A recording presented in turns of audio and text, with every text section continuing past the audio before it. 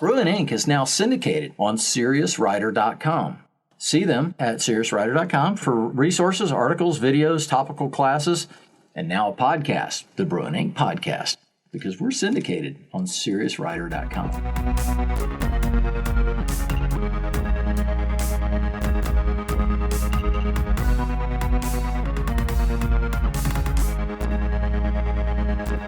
All right, well, welcome to Interbrews.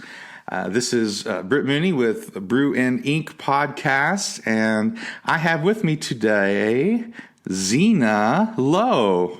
How are you doing today, Zena? Hi, nice to be here. Thanks for having me. It is great to be with you. Zena and I met back in February in Florida at the Florida Writing Conference down there. And got some great conversations, mostly connecting on a movie that we both loved that a lot of people haven't seen, which is Lars and the Real Girl, that we both started talking to people. And when you're at a Christian writing conference and you're talking about a movie about a sex doll, that can be those can be very interesting conversations. But it is an amazing movie. And so maybe one day we'll get to talk about that too. I know we talked about maybe kind of analyzing that one at some point. But why don't you just kind of go ahead and tell people a little bit about yourself, Zena, like what's some of your background in storytelling and writing and all of that? Sure. Okay. Well, I went through the Act One Writing for Hollywood program back in 2000. Wow. I've always known I wanted to be in the entertainment industry. I didn't know I was a writer. Until I went through that. After that, I got my first paid writing gig. Shortly after that, I became the associate director of the Act One program, started teaching at writers' conferences, started teaching at Covenant College, recently started teaching at Regent University, and primarily have made a living as a writer for hire, a screenwriter for hire. One of the things that's been difficult about that is that when you're outside of the Hollywood system, which I am now, I live in Montana, you are hired to write things that aren't like studios or, that sort of thing. You're hired by independent people that are trying to make movies. And what's happened is that I get paid to write scripts, but very few of them have been made. So I am actually transitioning at this point in my life I have decided to try to do more producing. I want to make movies. Oh, wow.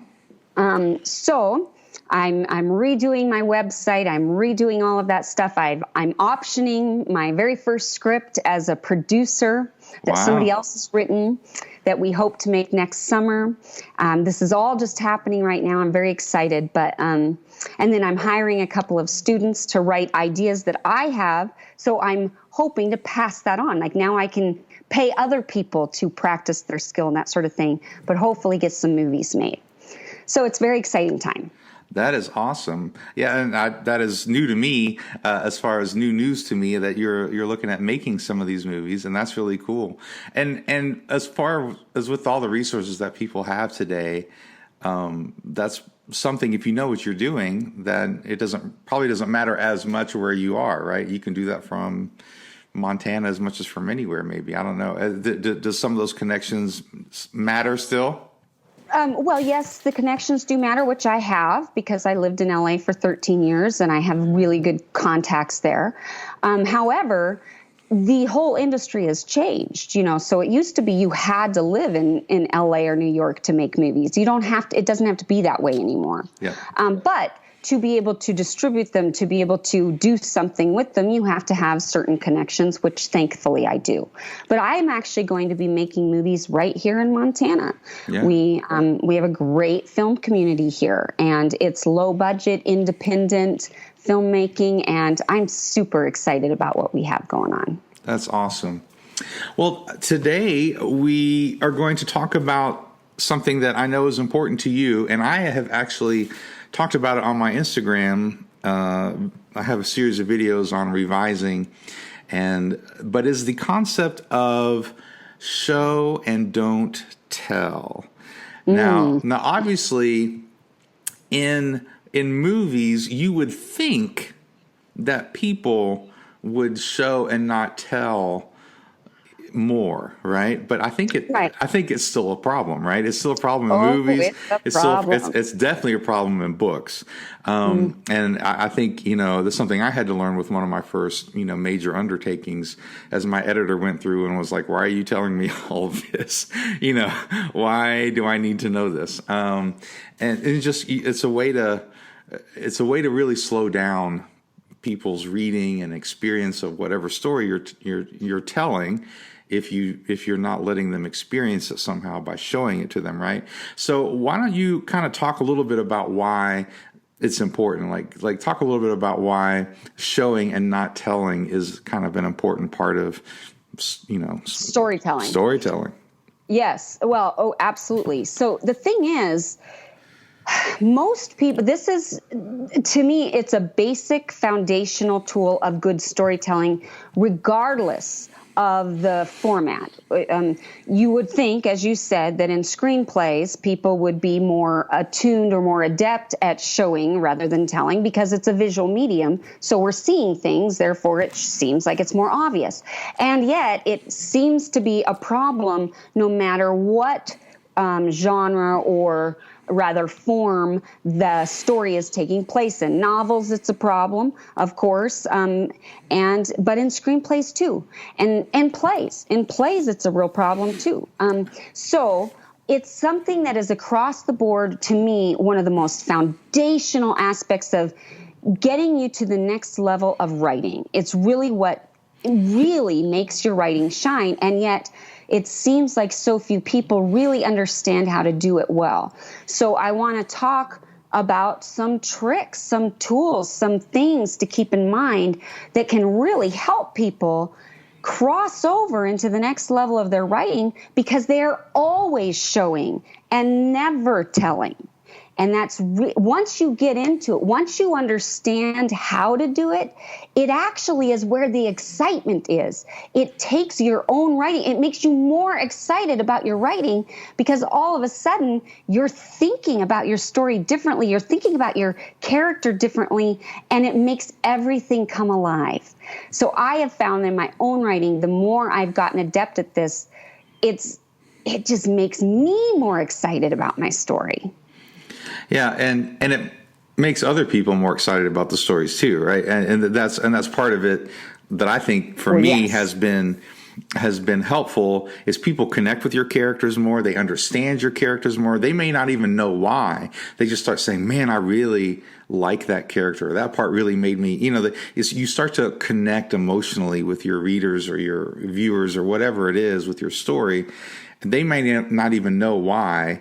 They're connecting so much with your character, but it's because you're showing them, you're allowing them to experience what's going on instead of telling them how to feel, telling them how to whatever. And let me add to that just real quick, Britt. One of the things that is so important is understanding your audience. And the fact is, one of the joys of being an audience member and not just audience, a reader, is you're interpreting what you're reading. You get to interpret your character's behavior. You get to interpret what they're doing, and you're the one that's saying how they feel. And that is the joy. And when you tell instead of show, you rob your audience or your readers of one of the things that makes the reading experience truly exciting for them. You rob them of that. Yeah. And so you have to understand that when you learn this tool, you're actually giving them exactly what they want. They want to feel smart. They want to feel like they're the ones that are figuring it out and interpreting it. So then they can debate it with their friends and prove that they're right at the end of the day because of how things unfold and and it gets them into the story, into the whole world, because they're the ones doing the work, which seems intuitive in the sense that we tend to want to spoon feed our audience and make sure that we're not losing them. But that's actually the very wrong thing to do. To really attract our audience, we show them and let them do the work, and they'll love us for it. Yeah. So maybe go over some examples of how it's done badly. Sure. Like maybe give me some examples if you can think of any where in a book or a movie, right? Because it does happen a lot. It happens in TV shows too, by the way, where there's too much exposition all of a sudden, and you're like, why did you just do that?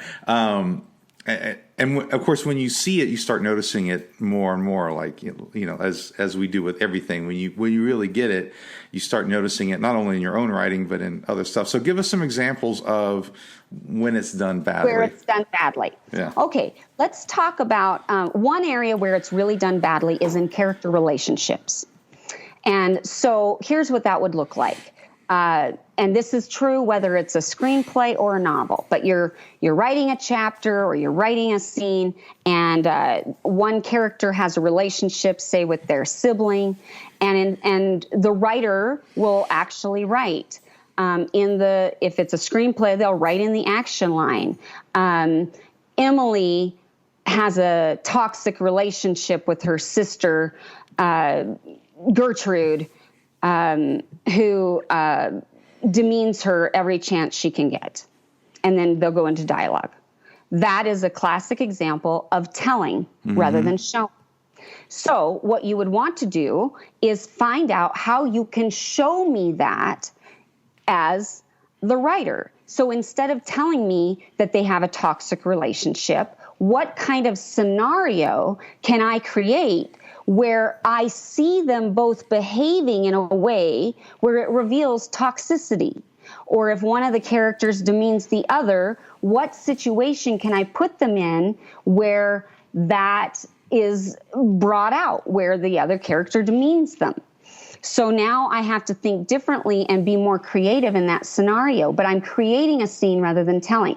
The reason people tend to tell is because they don't want to have to create all that. They just want to get to the point and get to what they're really writing. So they're actually skipping over the development part and just they're cheating. They're trying to hurry up and get to it, but they don't take the time to develop the character relationship.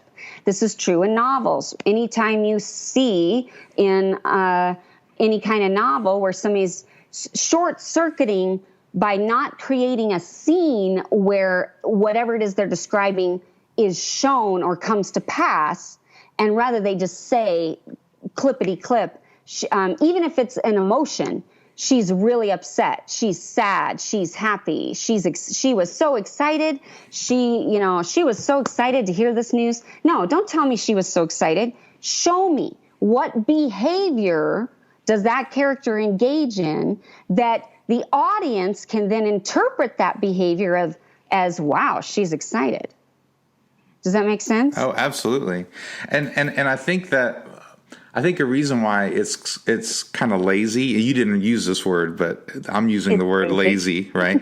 The reason why I think it's lazy is because to me it shows, and I'm just saying this from my own personal experience, you have to know your character really, really well to show and not tell, if that makes sense. Like instead of just telling me, like giving me a synopsis of a character or this is how they're feeling, like you have to know your character so well, you know what they would say, what they would do, how they would react, and then that shows your reader, the character or whatever the relationship is. And, because people rarely actually say what they think, right? People rarely are actually saying what they mean or what they think.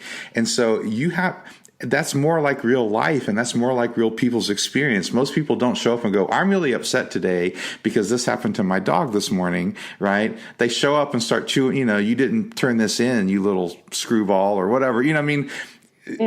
People are reacting, but sometimes, not things about what's really going on.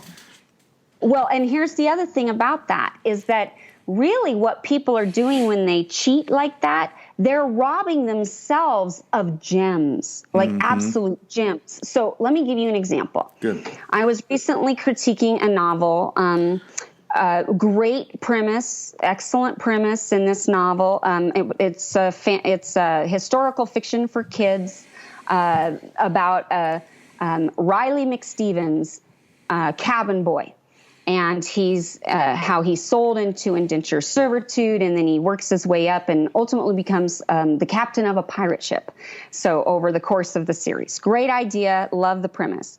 But there's this one particular point in time where he ends up under the leadership of a captain who's a pirate, but he's actually kind of this noble pirate.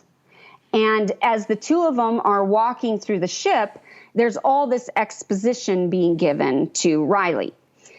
And then there's also like Riley felt scared. Riley wasn't sure. Riley did this. Instead of what this writer should have done, see, he missed an opportunity. We need to know who this captain character is.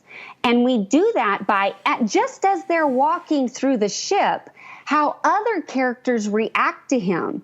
Is he truly scary? Could he kill one of these people at any minute? Are they terrified? How do they react to the captain as he's walking through? Do they snicker behind his back? Do they stop what they're doing and serve him, but in a way that shows their admiration?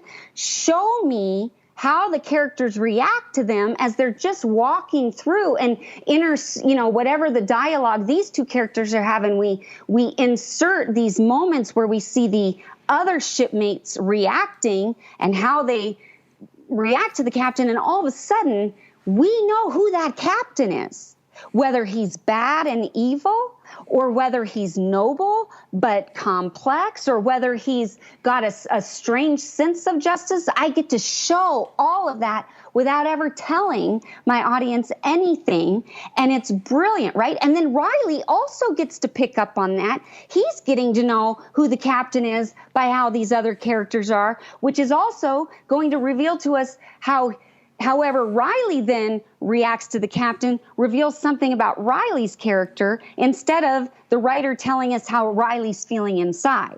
Does that make sense? Absolutely. So it's always about behavior. When we talk about show, don't tell, what we're saying is never tell us what a character is thinking.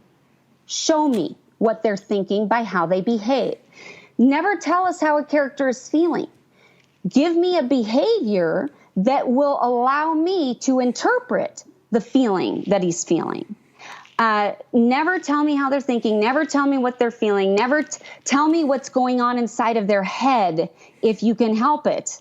Now, in a novel, you can sometimes get away with telling a character or telling the audience what they're feeling in their head. And I don't want to say that that is always wrong, because there's certain stylistic choices where that works. Even C.S. Lewis did that at certain points.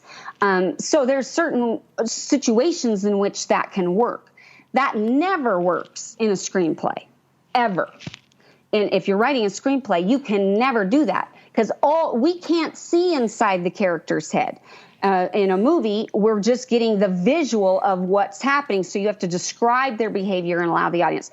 But I think more novels would benefit from not getting inside the character's head and instead showing.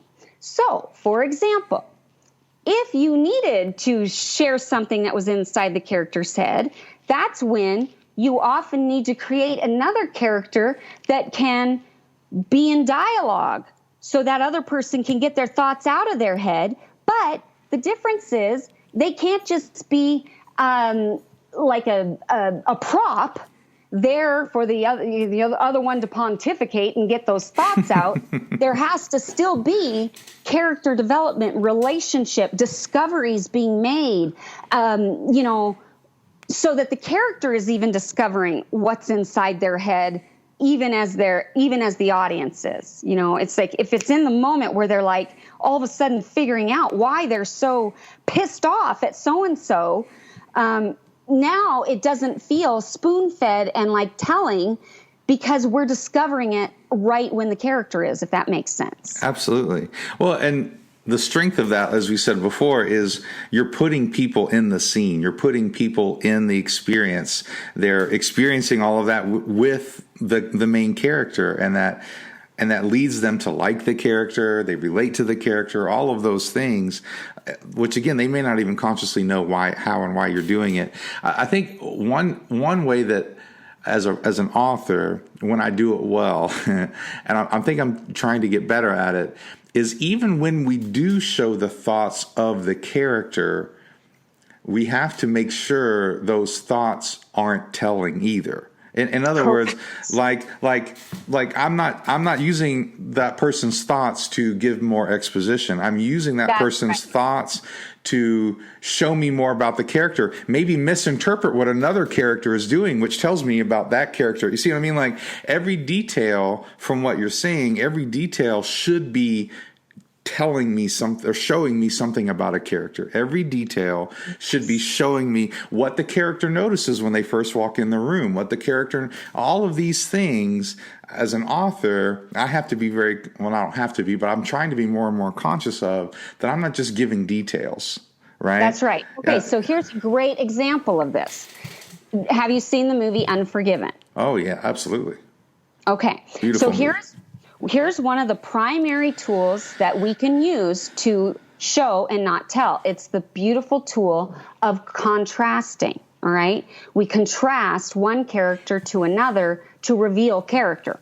And here's how this works in the movie Unforgiven. You've got Clint Eastwood's character, who's, we show him at the beginning. He's a farmer, but he's terrible at it, right? His pigs are dying. He's falling down in the mud. And his kids are saying, Dad, there's another one I think this one's got the fever too, Pa.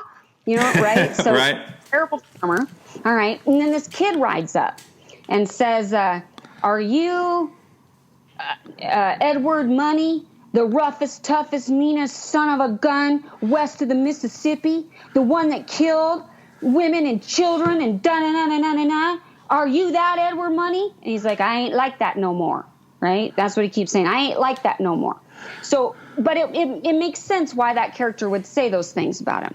So what we do is we get a picture of Edward Money. He used to be, it was the whiskey that made him that way, but he was awful. He was horrible.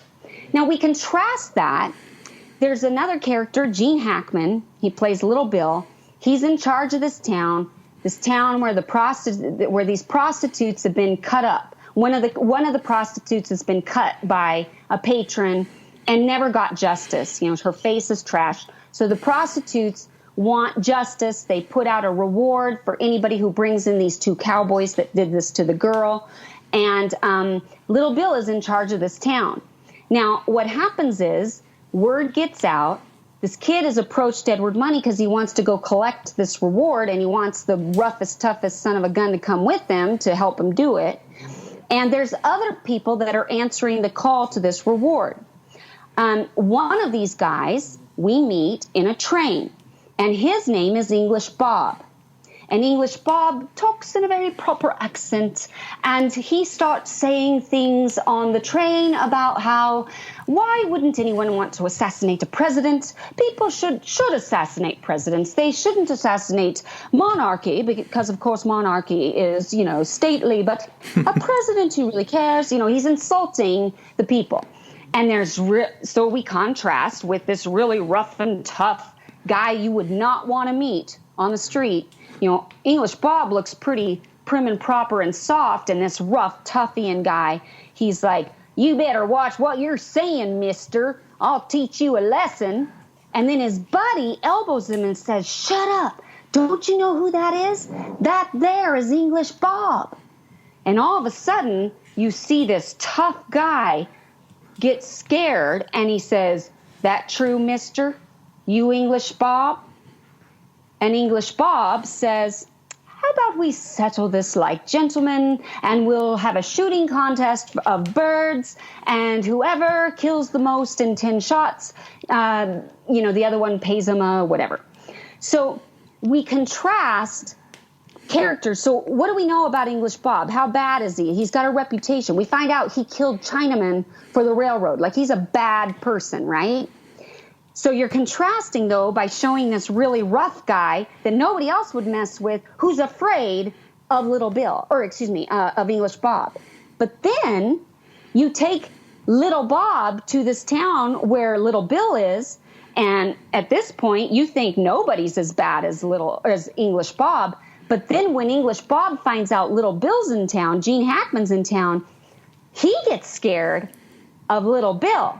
Now we know who's worse than English Bob, who kills Chinaman for the railroad. Gene Hackman, little Bill. So in contrast, so then the question becomes, who is bad enough but good enough to take on little Bill? Because little Bill is the worst of the worst. And of course, it's going to be Clint Eastwood, who ain't like that no more. And yet, he is bad enough to be able to bring little Bill to justice. Does that make sense? Absolutely. And what I also love about your example is, something I talked about in one of my videos about, making the villain as bad as you can make them. Without them being cartoonish, right? Without it being like a cartoony, like in the movie, they didn't make little Bill like cartoony villain, right? I mean, he doesn't show up with like, an evil laugh or like some exposition about how bad he is. They showed us, they went through the steps of good writing to show us, like you're saying, through those contrasts, how bad of a character little Bill really is. And now that makes us really root for the hero. Now we're like, oh, is he going to be enough? Like he's out of shape and he's not a good shot anymore. And he can barely hit the can and he's got to use the shot. He's got to use, like they're showing us, like he's not even a good shot anymore. Like, is this guy going to be good enough or bad enough, however you want to say it? Is he going to be strong enough? Is he going to be skilled enough to take on this guy? And it sets up the confrontation at the end in a very real way that makes it very, satisfying, right? I mean, in the sense of like shows who these characters really are in the end. But I think that's another thing I like about that is they showed us how bad the villain was, which made us even more interested in the story. And instead of just like, like I said, instead of making it some cartoony exposition about what this guy does or who he is. And, but they also showed Gene Hackman building his house and he's doing this. Like they show him doing these things. And everybody's terrified to tell him he's a terrible carpenter. Right. Yeah, stuff like that. Showing. Yeah, that's so good. Here's another great example of that. Probably a lot of people listening to this haven't seen this film. It's called Aliens, the plural. It's the second one in the series. I think it's a brilliant film. And Aliens is ultimately, it's a mother against a mother. It's Sigourney Weaver, who has a surrogate child in Newt, who's the one child who's alive on this planet because the queen bee alien has basically wiped out a whole colony of humans. There's one single survivor, which is the little girl, but this queen bee is trying to get her children to live through the surrogate, hosts, human hosts, yes. And so the question is, which mother is going to win, Sigourney or the queen bee?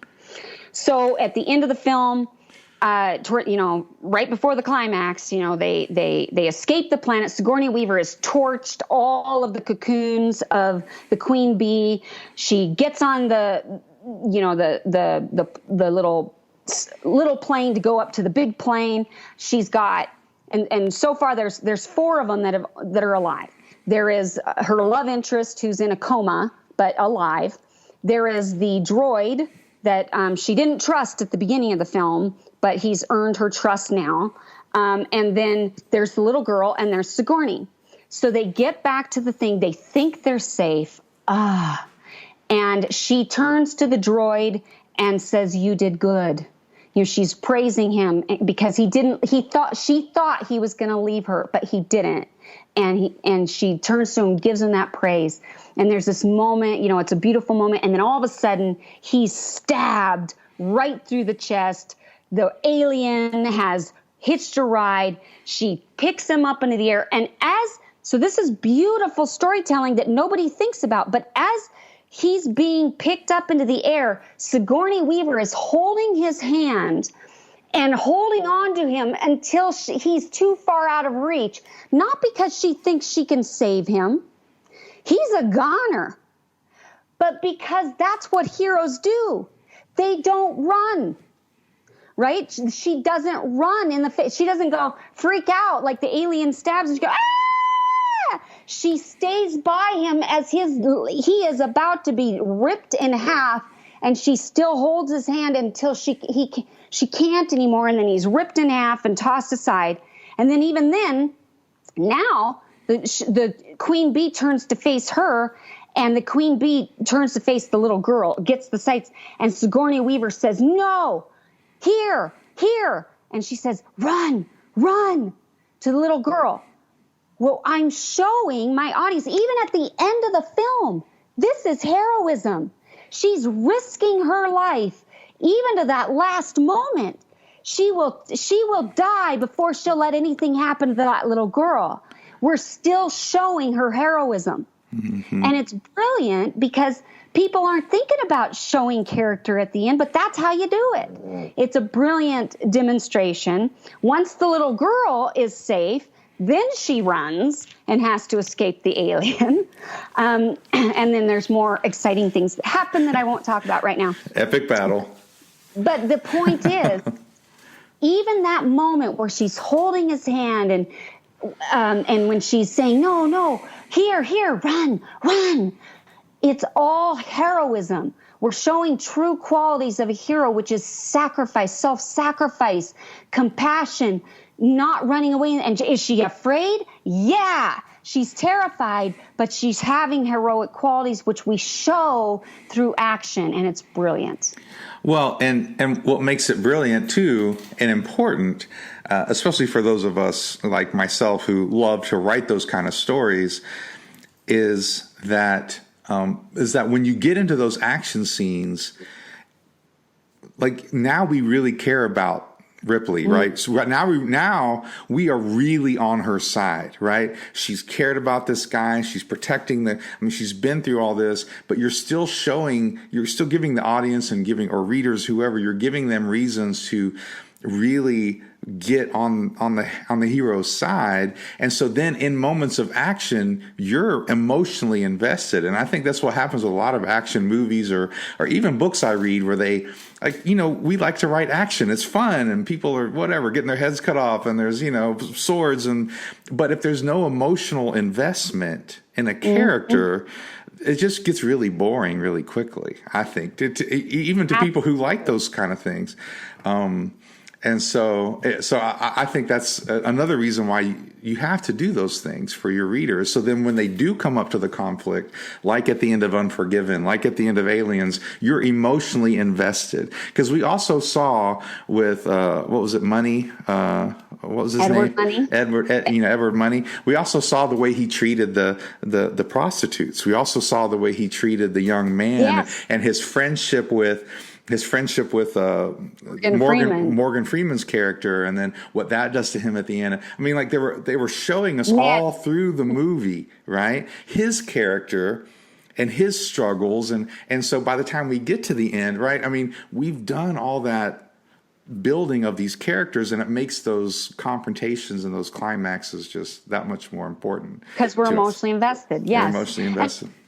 Okay, so here's another way. I have another example I'd like to give because this is really important. Like, here's another area where people fall short. They want us to know what the characters are good at. And that's good because we need to know. But they tend to tell us instead of show us. Mm-hmm. So my advice is that you find a situation where you can reveal through action how your character is good at something, what their skills are. So here's a great example of that in the movie Lethal Weapon. So the reason the movie is called Lethal Weapon is because Mel Gibson is a lethal weapon. Right. The question is, how do we show that? How do we show that he's a lethal weapon? All right, so here's what they do. He gets partnered with Danny Glover, who is, they're contrasted themselves because Mel Gibson is young, this suicidal cop. He's lost his wife. He's a wild card. Nobody wants to work with him because he's crazy. And then you've got Danny Glover, who's a family man. He's got a wife, kids. He's on the verge of retirement. He's turning 50, has his birthday at the beginning. You know, there's eggs on the floor in his house that he has to step over. Like, he's totally contrasted, right? Right. And they've shown all that, by the way, just as an aside. They've shown us all of this. They show it all. They don't tell us. They show it through action. They create a scene that shows us these things. So now you've got these two cops. Now, one thing they want to do is they don't want it to be that one cop's good and the other one isn't. They're both good, but they're different, right? But we also need to show that, boy, Mel Gibson is exceptional.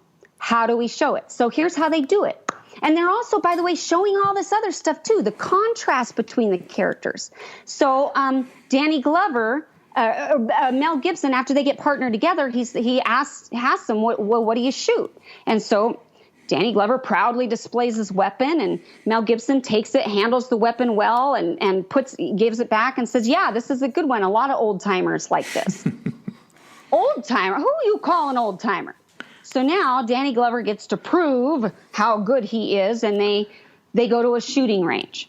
So here they are at this shooting range, and they push a button on the shooting range so that the target goes, a third of the way back, and Danny Glover is standing there. He rolls his neck, he grabs his weapon, and boom! And we can see it's a bullseye. Perfect bullseye. So I'm showing something about Danny Glover. How good is he? Pretty good. Right. He's good, right? He's not bad. He's good. Bullseye, right? And Mel Gibson says, not bad.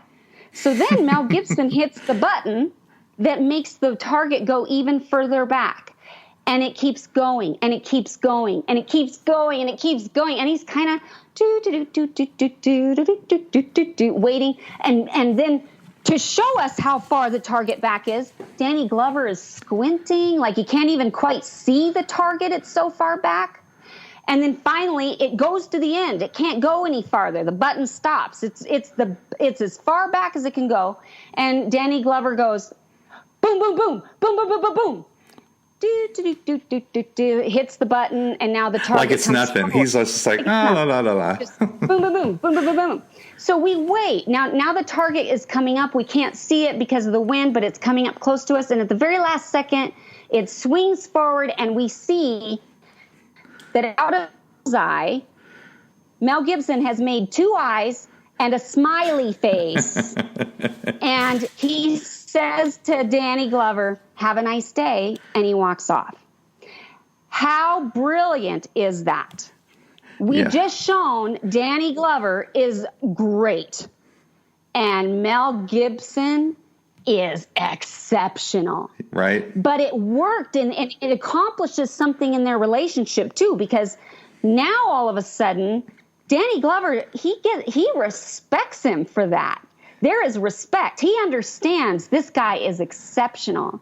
And there was no pissing. I mean, in a way, it is a pissing contest. Right, yeah. But it wasn't over words. It wasn't bragging. Danny Glover didn't brag about how good he was. He showed. And Mel Gibson showed. And now there's mutual respect, and it's a beautiful moment. It's all show and not tell. Yeah, and because I just recently watched that movie. It was on TV, and I got sucked into it. But I noticed this moment as well, and this was probably. I liked this moment even better than what you said, because that is a great moment, right? I mean, it's the setup is there and the conflict. Danny Glover, he's trying to retire. I'm too old for this. He keeps saying that, and how here's this young guy who's threatening his security, and I mean all of that. He finally invites this guy to his house, and he has him over for dinner, and you get to see just the longing within. Mel Gibson's character. And before he leaves, he stops and he turns and he says, when I was in Nam, I made this shot. There might have been 5 guys in the world who could make that shot. But what he was doing, he was being vulnerable with a friend. He wasn't bragging. It was exposition. But when I saw that moment, I went, oh my God, how brilliant. Like what they just accomplished was, like you said, they showed he's a lethal weapon. He's one of the baddest guys around, if not the baddest, right? I mean, like he's exceptional. He's a lethal weapon, but we're also giving us relationship. You're giving us character. This is a guy who has been putting up the suicidal, not a front, but like he's been putting up this crazy front to kind of push people away. Now he's letting this guy in, but all with just that one statement before he gets in the truck and leaves, and Danny Glover goes, okay, like you can see his heart softening too. To me, that moment was a brilliant moment. You're right. That's brilliant. And because it did so much at once. And we believe it because we've seen the other. Right. So we didn't have to have a flashback where we show him make that shot. And he was saying it not to show us what a great shot he is. He was saying it exactly like you said. It was vulnerability. It was he wanted to bring somebody into his story. Mm-hmm. And he's letting his guard down, and they're building something special. And so it works. And we, of course, believe it. It still helps us to understand how good he is, but it also helps us to see the different side of his character, which is how sad he is, how lonely he is, how he needs connection and family. And really what Lethal Weapon is about is family. Yep. In these weird kinds of ways, is true emotional connection between bros, Yeah. And that is that friendship is life. It's a beautiful story in that regard. It really is, and they stay with that theme throughout the other movies, right? He becomes like this older brother to the teenage daughter and the protector, and she's got the crush. I mean, they play on all these little things, but you're right. It comes back to family and connection and relationship, and that's what we care about as people. Like, yes, they have great action scenes. I mean, come on. I mean, I love the action scenes and the fights and it's cool. But unless there are those emotional moments that show us who these characters are and what's important to them, and not tell us, but show us. Okay, go ahead. Well, I was just going to say, this brings up a current, movie phenom right now, which is John Wick, right? I don't know if you've seen the John Wick series. I happen to love it. Really? And what's crazy about it is the most killing I've ever seen. I mean, the killing is so stylized, and it's a ballet, and it's intense. It's crazy, right? And so I was actually trying to think, why do I love this so much? Good. It's all killing. I mean, my God. But the reason is because exactly what you just said. We care about John Wick because in the beginning, they gave us two things to show us why we should care and be invested in him. And one is the death of his wife, that he left everything behind. He found a way out. He did the impossible to be with this woman. He loved her with every ounce of being this man had, and then she died of cancer. Mm-hmm. So, but that is his life, like that. He loved her, devoted. And she then gave him a puppy. After she was gone, she gave him a dog so he had someone to continue to love and to be loved by. And when those thugs came in and they took from him his car, which didn't count, and none of this, if it had just been the car, this wouldn't have happened. The car was not sufficient because we didn't care about the car. But when they took the dog and killed the dog, which represents the wife, now we understand this murderous campaign that he goes on for justice because we are so invested in that part of his emotional journey. We care because of the dog. And even if it was just the dog, if the wife hadn't have been attached to the dog, it still wouldn't have been enough. It had to be both. Yeah. The dog and the wife were one. Yeah. And they tried to destroy it, and therefore he has to destroy them. Yeah. Yeah, and just as an aside, because I watched Lethal Weapon recently, that's another thing they did in Lethal Weapon is, he's obviously got these emotional, mental issues, but he really loves his dog, right? They take a moment to just show us that, yes, he lives alone, and yes, he's, whatever, all of this stuff, but he really loves this. Like just those little things people don't realize they matter. So, Britt, you would be fascinated about this.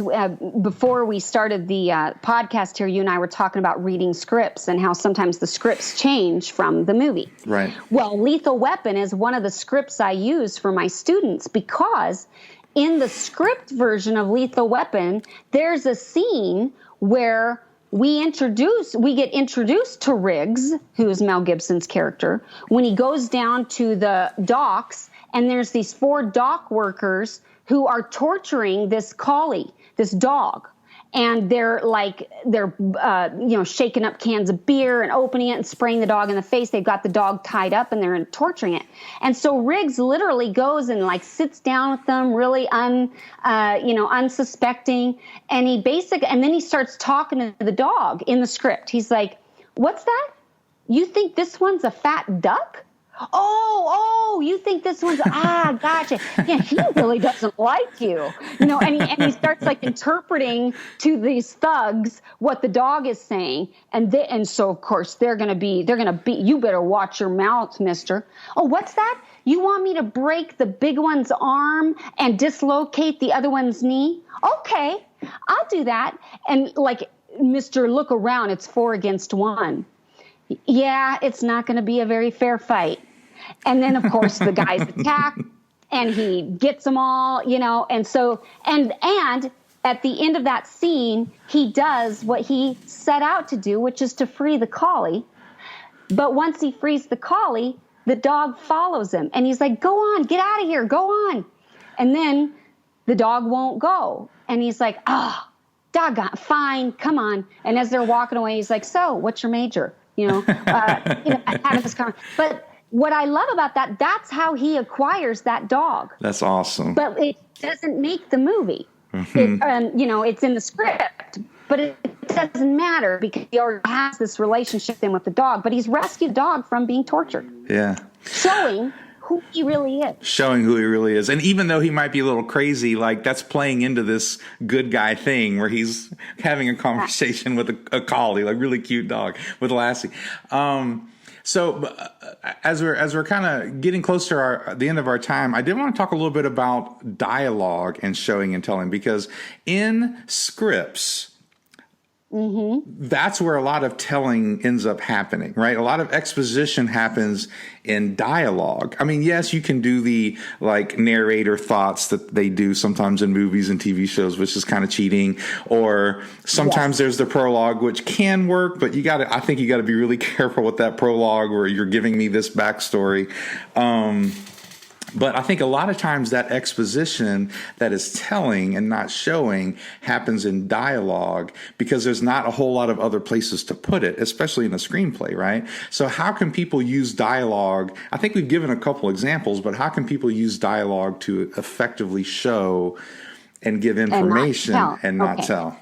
Well, so you're absolutely right. That's where a lot of people just dump load information. So I actually have a whole lecture on dialogue, how to do dialogue well, and how to use these things to get exposition across. But I'll give you here 2 tricks for this. The first one is to put it in the context of conflict. Let's say that 2 people, there is information from, there's siblings, and when they were young, one of the characters stole the other character's red wagon and then left it out in the street where it got hit by a car, and they buried it in the backyard like a dead body because the other character loved it so much. So we'll call the good sister who had the red wagon, we'll call her Emily, and the bad sister who ruined her red wagon, we'll call her Jane. And so now you've got Emily and Jane, but this happened when they were young, right? Emily was 6 and Jane was 8. But this has been eating Emily up her whole life, right? But there's no way Emily's going to bring that up. It's so far in the past, and it's shared information. You know, you don't have characters talking for the audience's benefit, and yet let's say that's really important that the audience knows about this darn red wagon. How in the world are you going to get that out? Well, you create a scenario that creates conflict that allows it to come out, because guess what? People say stuff when they're mad that they don't say normally. Good. So now you have a situation where Emily, the good sister, is downstairs in the kitchen doing dishes, cleaning up, doing all this stuff. They're adults now. And now you have Jane enter wearing, really proudly wearing this particular shirt. And Emily turns around and says, "That's my shirt." "Yeah, it looks great on me, don't you think?" "Well, it's my shirt. You went into my room and you got my shirt. So it's my shirt. You know, you can at least ask me before you use stuff." "Oh, don't be so melodramatic. It's just a shirt." "It isn't just a shirt. It's my shirt and you're stealing it, and you always do that." "I do not always." "What are you talking about? I don't always do that." "Yes, you do. You always do it. You've done it our whole lives." "Oh, name one time." "My red wagon." Right? So now you build the fight and let it escalate to the point where Emily finally blurts out, "You killed my red wagon," right? Because that's somehow important to the story. Now, you'd only do that if it plays into the narrative, of course, in some way. But that feels like a really organic way to get that information out, because it's done in conflict, which brings us to number 2, which is absolutely imperative to any time you get out exposition. It has to accomplish a goal in that moment. Yeah, that's good. Else we know we've been set up. Good. So, for example, in the movie Aliens, one of the grand setups in Aliens that needs to happen is that she is a loader, right? She is a loader. She works on, she works loading equipment like a common laborer, once she gets back from her first adventure. Sigourney Weaver, Ripley, who used to be a pilot, used to be the captain of this ship. Now she's a loader. So what happens is at the beginning of the film, the company comes to her. They didn't believe her story of the alien. But now they've lost contact with the colony, the colonists that they put on that planet. They want to send a team of Marines in there, and now they believe her, and she's the only one that knows anything about the aliens, so they want her to go as a consultant. And so she's like, "No, I'm not going to do that. Why would I do that?"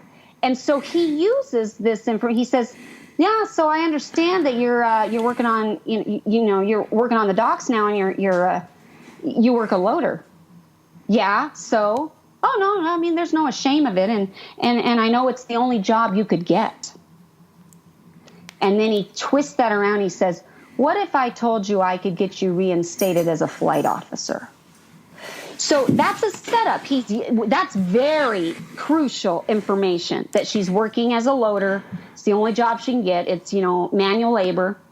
But he uses it so that it accomplishes an emotional goal right there in the scene. So we're not thinking it's going to come back, that it has any import. It accomplished the goal of manipulating her into, he's bribing her with potentially being reinstated as a flight officer, get her old status back. So now you fast forward to she's with the Marines, they're on this transport going to this planet. They call her Snow White. She doesn't fit in. She's an outcast. She comes down and says, "Hey, I kind of feel like a third wheel around here. Is there anything I can do?" And they go, "I don't know. Is there anything you can do?" So it's a challenge, right? Like, they think she's useless. And she says, "Well, I can run that loader right there." And they're like, "Be my guest." And, of course, they don't believe her, all this. Well, now she gets into this loader. And, I mean, we get to see the whole thing of this loader, and she works this button, and she boom, boom, boom, and she comes back, and she's got a box, and she says, "Where do you want it?" And the guys burst out laughing. Well, what has it done? It's accomplished something emotionally in the scene. Good. That's still a setup. We were just paid off, but we think we're totally paid off. But it's still a setup, but it's accomplished the goal of making her fit in. Then at the end, when she ends up using the loader again, and I'm not going to give it away, everybody should see the film, it's brilliant because we never see it coming, but it's been so perfectly set up, but we don't remember it because it's always been paid off because it accomplished a goal in the moment. So that's what you want to do. You want to make sure whatever you're doing, whatever you're having to say, that it's accomplishing an emotional goal in the actual scene. Good. Otherwise, we know to wait for when is it going to come to pass. Yeah, I think that's perfect. I think that's a perfect way to explain it because that's something that I'm trying to do better and better because that way people don't know it's exposition. It has to accomplish a goal in that scene. Like people have to think, oh, well, that's organic and it makes sense in the scene that this character would almost use her being a loader as almost an insult. And she would feel it as an insult because of her past. Like it's totally organic in the scene that it is a setup for later, for two things, a lot of things later in the movie. But at the same time, in the scene, it has accomplished a goal. And then we don't feel like we're being info dumped on. Correct. But then later when something happens, we go, it's in our mind. We go, oh yeah, he did say that she was, or whatever. Right. Then it's information that it's available to us now for the character and the story later, Yeah. So those are my two clues, two tricks. I think they're great. I think those are great. Thank you. Well, we're coming kind of close to the end of our time. And before we do, I just wanted to just have you tell people where they can find you. So you talked about your website. Give people your website real quick if you want them to go there. Yes, I assume you do. I do. I'd love that. And actually, it's in the middle of being completely rehauled. So whatever's on there now will be different later. But I'm not quite ready to release it. Yes, close. So I do script critiques and I do novel manuscript critiques. I do all sorts of things. And I teach at a lot of writers' conferences. So I'd love to have people find me. And that is www.missionranchfilms.com. And then the other place you can find me, I have classes on the Serious Writer website now. Good. And, I hate to say this, but I'm really good at teaching this stuff. We all have to know how God has gifted us. And I really think this is the kind of stuff I want Christian writers especially. We just need to get better. These are the tricks of the trade. This is the craft stuff that I think we've been missing. We've been so message driven, we're missing some of the craft. So I love craft. Mm-hmm. And I have some classes on the Serious Writer website that I would really encourage people to check out where they can really dive into some of this craft stuff. Yeah. Is that where the one you were talking about, dialogue, is that on the Serious Writer as well? Yes, I have a class on character, dialogue, structure, which is important, visual images. I think I have one on setups and payoffs. So, yes, those are, you should be able to find those online. Well, on Serious Writers. I don't remember which one I chose because I ended up getting all the audio from the Florida conference. And you were one of the reasons why I wanted to do that because I couldn't go to yours and to the other one I wanted to go to because it was one of the continuing classes. You had to go to like 2 or 3 or whatever. And let me just tell people, obviously, if you've been listening to this podcast, you know how awesome Zena is. But let me just say, a lot of it was kind of reminding me. A lot of your class was reminding me, just because I have, I've worked on this a lot myself. But some great examples, a lot of the movies that you like, I love too. So, the way you bring in examples from like The Fugitive, where you did the contrasting of characters, it was beautiful. And I was just like, oh my gosh, that's such a great way to explain it. So Zena does do an amazing job at explaining this stuff. So, definitely get on seriouswriter.com and go to their academy and get some of those classes and Mission Ranch Films. And is there a particular Facebook or Instagram or anything that you do? Yep. Mission Ranch Films. Just look us up on Facebook, Instagram, Twitter. We're on all of it. And we actually have some really exciting projects coming up. I'd love to have people follow us and engage and be active with us. We have writers' tips all the time, quotes that we love to share with people, and motivation. I mean, we're just really trying to build a community. So come find us. Absolutely. Well, Zena, this was amazing, as I knew it would be. Thank you, Brett. You and I had so many great conversations there in Florida around lunches or breakfasts or whenever everybody was sitting around. So I knew this was going to be great. I knew this was going to bring a lot of value to people. So thank you so much. Well, thank you for having me. I appreciate it. All right. Thank you.